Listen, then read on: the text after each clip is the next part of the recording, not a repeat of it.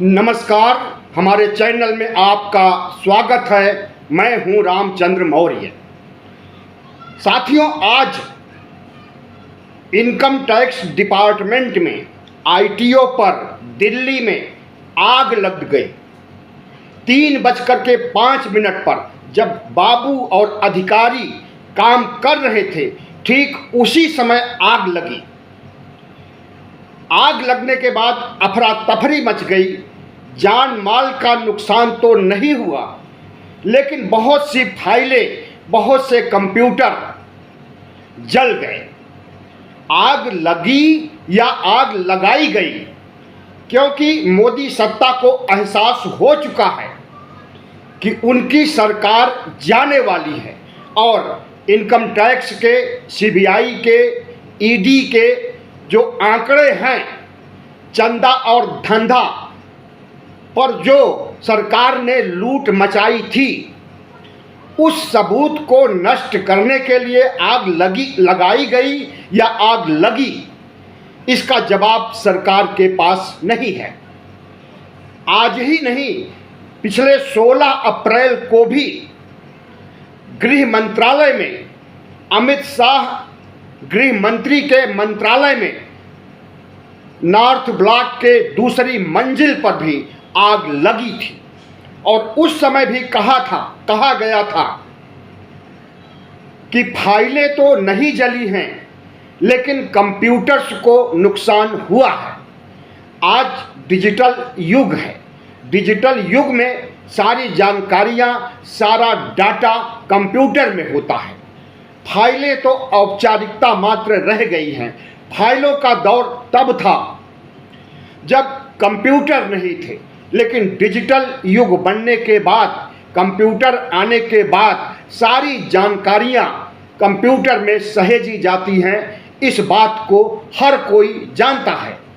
और वही कंप्यूटर अगर जल करके गृह मंत्रालय में, इनकम टैक्स में जल करके स्वाहा हो जाए, तो इसका मतलब है कि पिछले सारे रिकॉर्ड, पिछले सारे सबूत जल करके नष्ट हो गए। साथियों, आज दिल्ली ही नहीं बल्कि पूरे देश में चर्चा हो रही है कि क्या मोदी सरकार के जाने की आहट इससे भी मिल रही है कि आग लग रही है, और वो भी अब एक नहीं, 2 मंत्रालयों में आग लगी है। अभी 20 दिन बाकी है चुनाव परिणाम आने के। इन 20 दिनों में कितने डिपार्टमेंट में कितने कंप्यूटर जलेंगे, कितने सबूत स्वाहा किए जाएंगे, कुछ नहीं कहा जा सकता है।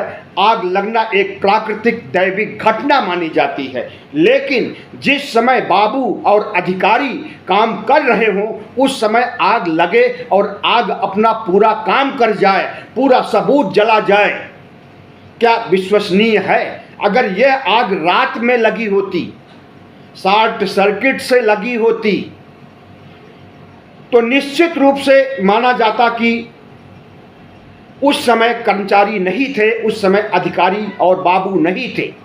आग लग गई और आग विकराल रूप धारण करके सारे सबूतों को नष्ट कर दिया। लेकिन जिस तरह से आग लगाई गई है, इससे यही लगता है कि सरकार ने जितने काले कारनामे किए हैं इनकम टैक्स डिपार्टमेंट, गृह मंत्रालय में, उनसे बचने के लिए आग लगाई गई है। आपको हम याद दिलाते हैं कि राहुल गांधी ने कई जनसभाओं में कहा है कि जब हम सत्ता में आएंगे, इंडिया गठबंधन सत्ता में आएगा, तो हम जांच कराएंगे सभी मामलों की, इनकम टैक्स में, सीबीआई में, ईडी में और तमाम मंत्रालयों में जो काले कारनामे सरकार ने किए हैं, उसका कच्चा चिट्ठा पेश करेंगे। यहां तक कहा राहुल गांधी ने कि हमें ईडी ने बुलाया पूछताछ करने के लिए, लेकिन ईडी के बुलाने पर नहीं, मैं खुद आया हूं ईडी में यह देखने के लिए कि कौन कौन से अधिकारी हैं जो लोकतंत्र को खोखला करने के लिए मोदी के इशारे पर काम कर रहे हैं। उन्होंने सीधे प्रहार किया अधिकारियों पर कि अधिकारियों अब संभल जाइए, अब सत्ता बदल रही है और जो जो पाप किए हो, जिस तरह से पाप का घड़ा भरा है, उसका हिसाब लिया जाएगा। एक तरह से अधिकारियों को चुनौती दिया था राहुल गांधी ने, और जिस तरह से राहुल गांधी ही नहीं, इंडिया गठबंधन के लोग, विपक्ष के लोग सवाल उठा रहे हैं कि आग लगी या लगाई गई। वैसे एक बात आपको और बताते, मोदी जी ने आग लगाने का काम तो उसी समय शुरू कर दिया था जब हिंदू मुस्लिम के बीच नफरत पैदा करने की कोशिश किया था, और वह कोशिश बहुत समय पहले नहीं, हमेशा से करते रहे हैं। और इन चुनावों में जिस तरह से धार्मिक ध्रुवीकरण करके चुनाव जीतने के लिए कोशिशें किया था, इससे आप अच्छी तरह से वाकिफ हैं। जिस तरह से कांग्रेस के न्याय पत्र को मुस्लिम लीग से जोड़ करके न्याय पत्र को गलत ठहराया था और कहा था कि आपके मंगलसूत्र को कांग्रेस पार्टी छीन करके मुस्लिम महिलाओं में बांट देगी, ओबीसी के हक, अधिकार और आरक्षण को छीन करके मुस्लिमों में बांट देगी, यहाँ तक कि आपके गहनों को, आपकी विरासत को, सब कुछ हासिल करके आपके घर को, आपकी मोटरसाइकिल को, आपकी हर प्रॉपर्टी को छीन करके कांग्रेस पार्टी मुसलमानों के में बांट देगी अगर वह सत्ता में आएगी तो। यहाँ तक नहीं, आपकी भैंस भी छीन करके मुसलमानों को दे देगी। तो प्रधानमंत्री ने जो आग लगाने की कोशिश की थी हिंदू मुस्लिम के बीच, वह कोशिश कामयाब नहीं हो पाई। हिंदू मुस्लिम ध्रुवीकरण नहीं हो पाया। हिंदुओं ने संयम बरता, मुसलमानों ने संयम बरता और प्रधानमंत्री के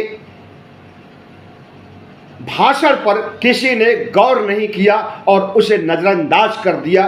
हिंदू मुस्लिम ध्रुवीकरण नहीं हो सका।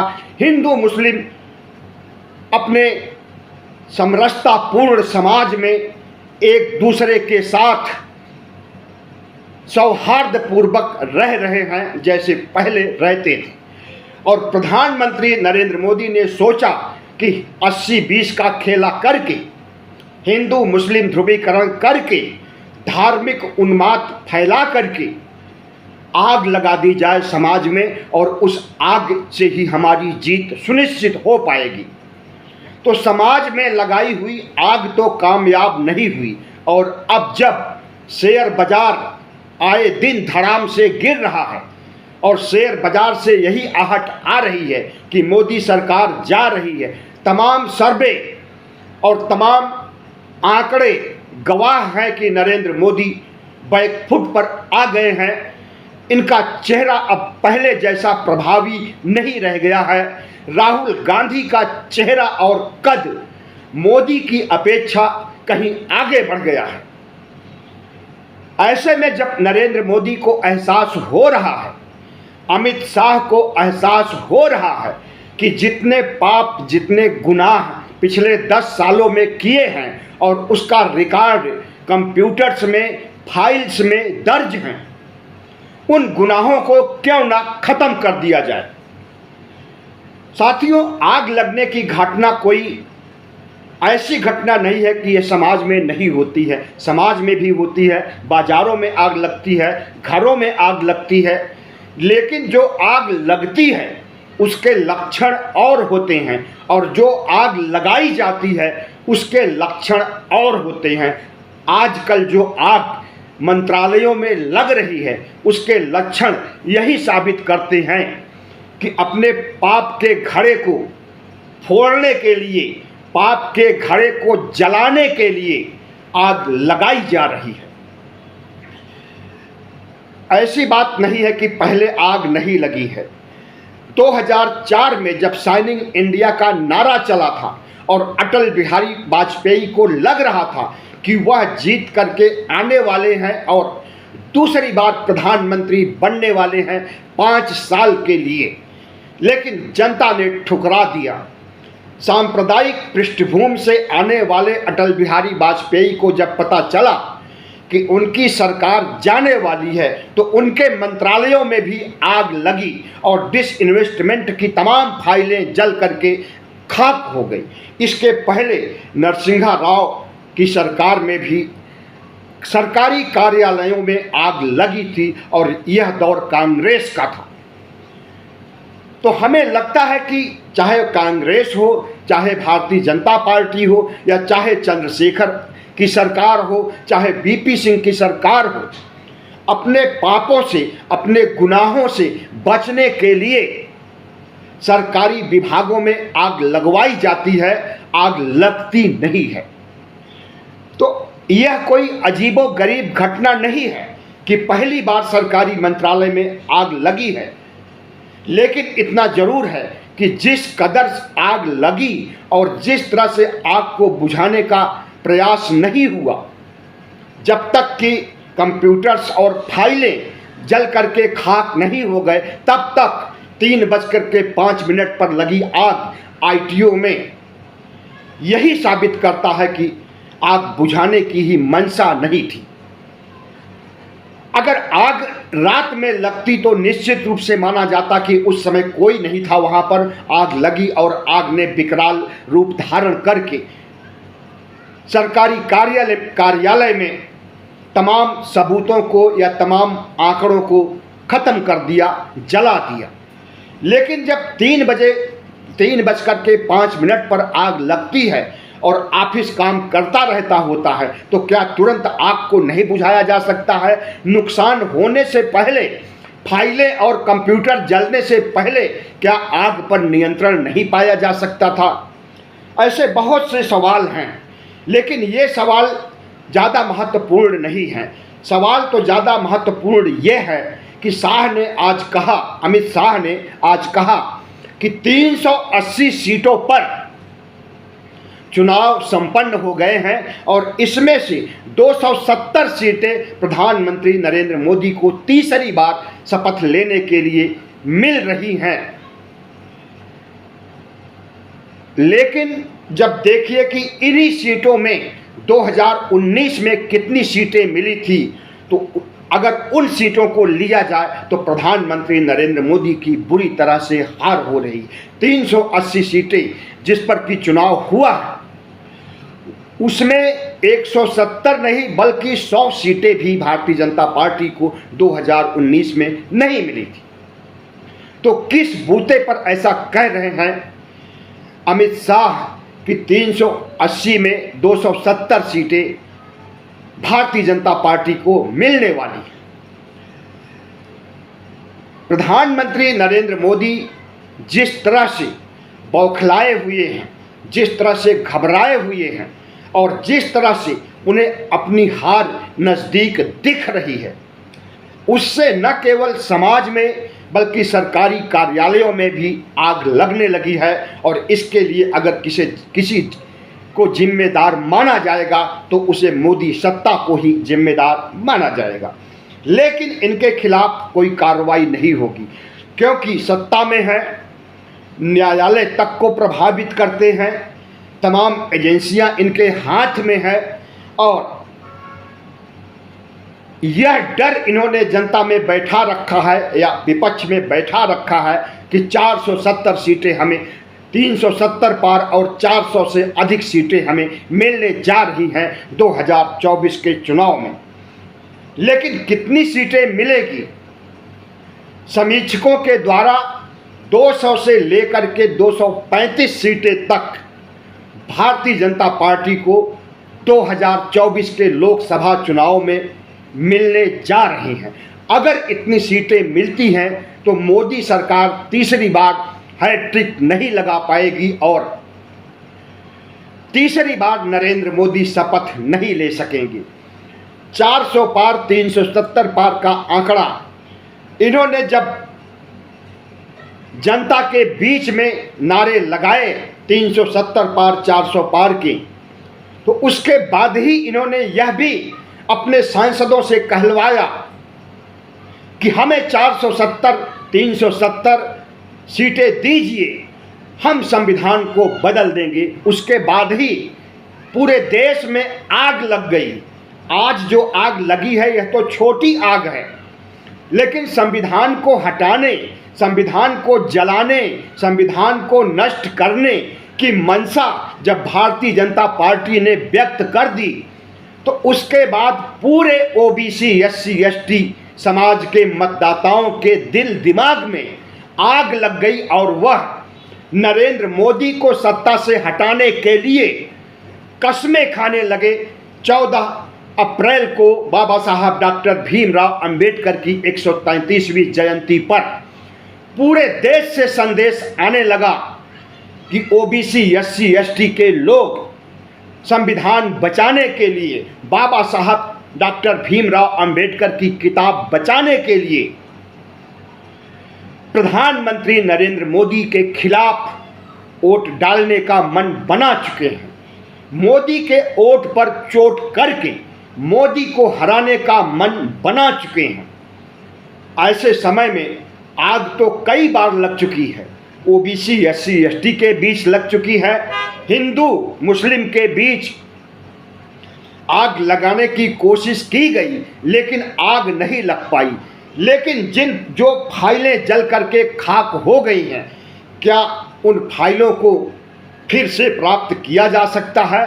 क्या नरेंद्र मोदी सरकार के गुनाहों की पड़ताल हो सकती है? अगर हो सकती है तो कैसे हो सकती है? इसे इंडिया गठबंधन को, राहुल गांधी को, मल्लिकार्जुन खड़गे और सोनिया गांधी सहित विपक्ष को सोचना है। आगे तो लगती रहती हैं, आगे लगाई जाती हैं, लेकिन हर बार आग लगाने पर फायदा नहीं मिल पाता है। हमें लगता है कि इस बार भी आग लगाने पर फायदा नहीं मिल पाएगा। और जिस तरह से अभी 20 दिन बाकी हैं, आज 14 अप्रैल है, 20 दिन में 4 जून आ जाएगा और इन 20 दिनों में कहां कहां आग लगेगी, समाज में, सरकारी कार्यालयों में, हिंदू मुस्लिम के बीच कितनी आग लगेगी या लगाई जाएगी, कुछ नहीं कहा जा सकता है। लेकिन इतना जरूर कहा जा सकता है कि प्रधानमंत्री नरेंद्र मोदी की घबराहट, प्रधानमंत्री नरेंद्र मोदी की परेशानी और प्रधानमंत्री नरेंद्र मोदी को जो आहट मिल रही है कि उनकी हार होने जा रही है, ऐसे समय में अगर आग लगती है तो यही माना जाएगा कि आग लगी नहीं है, लगाई गई है। इस देश की जनता बहुत समझदार है, इस देश के मतदाता भी बहुत समझदार हैं। जब उन्हें लगता है कि उनके वजूद पर सरकार ने प्रश्न चिन्ह खड़ा कर दिया है, उनके आरक्षण को खत्म करने की कोशिश कर रही है, उनके हक और अधिकार को खत्म करने की कोशिश की जा रही है, उनकी जनगणना तक नहीं कराई जा रही है। ओबीसी जनगणना की तो बात दूर, सामान्य जनगणना जो हर 11 साल पर होती थी, हर 10 साल पर होती थी, वह जनगणना भी नहीं कराई गई, क्योंकि उससे पता चल जाता कि इस देश में हिंदुओं की आबादी बढ़ रही है या मुसलमानों की आबादी बढ़ रही है। और मोदी सरकार के अंतर्गत मोदी के सलाहकार परिषद के लोग अगर आंकड़े जारी करके यह कह रहे हैं कि हिंदुओं की अपेक्षा मुसलमानों की आबादी बढ़ रही है, तेजी से आबादी बढ़ रही है, तो इस पर कैसे विश्वास किया जाए? अगर आबादी की सच्ची जानकारी देनी थी तो आपको सेंसस कराना चाहिए था, जो हर 10 साल, हर 11 साल पर कराया जाता है, लेकिन उसे मोदी सरकार ने नहीं कराया। बहाना किया गया था कोरोना का, लेकिन कोरोना बीते हुए 3 साल से ज़्यादा बीत चुके हैं और अभी भी जनगणना कराने के लिए कोई ठोस कार्रवाई नहीं दिख रही है। ऐसे में यही कहा जा सकता है कि प्रधानमंत्री नरेंद्र मोदी इस देश के ओबीसी, एससी, एसटी और मुसलमानों की सही जनसंख्या इस देश को बताना ही नहीं चाहते हैं, क्योंकि अगर सही जनसंख्या लोगों को मालूम हो गई तो वो हक और अधिकार मांगने के लिए सड़कों पर आ जाएंगे, आंदोलन करेंगे, किसानों से बड़ा आंदोलन करेंगे। ऐसे में मोदी सत्ता फिर से बैकफुट पर आ जाएगी। अब यही सरकार के पास बचा है कि वह साम दाम दंड भेद, सीबीआई, ईडी, आईटी और आग लगा करके सत्ता हासिल किया जाए। लेकिन अब बहुत देरी हो चुकी है, गंगा में बहुत पानी बह चुका है, 380 सीटों पर चुनाव संपन्न हो चुका है। अब अगर हिंदू मुस्लिम के बीच आग लगाने की दूसरी बार कोशिश की जाएगी तो उस कोशिश में भी कामयाबी नहीं मिलेगी प्रधानमंत्री नरेंद्र मोदी को। और राहुल गांधी का यह कहना कि सरकार में आते ही सभी विभागों की फाइलों को टटोला जाएगा और मोदी सरकार द्वारा किए गए घपलों, चंदे पर धंधे, हफ्ता वसूली की जांच कराई जाएगी और सीबीआई, ईडी, आईटी ने किस तरह से मोदी के इशारे पर विपक्ष के खिलाफ काम किया है, इन सारे सबूतों के मद्देनजर कार्रवाई की जा रही है। तो इसी वजह से आग लग रही है ताकि कोई कार्रवाई न हो सके। बहुत बहुत धन्यवाद। हमारे चैनल को सब्सक्राइब कीजिएगा, लाइक कीजिएगा और शेयर कीजिएगा।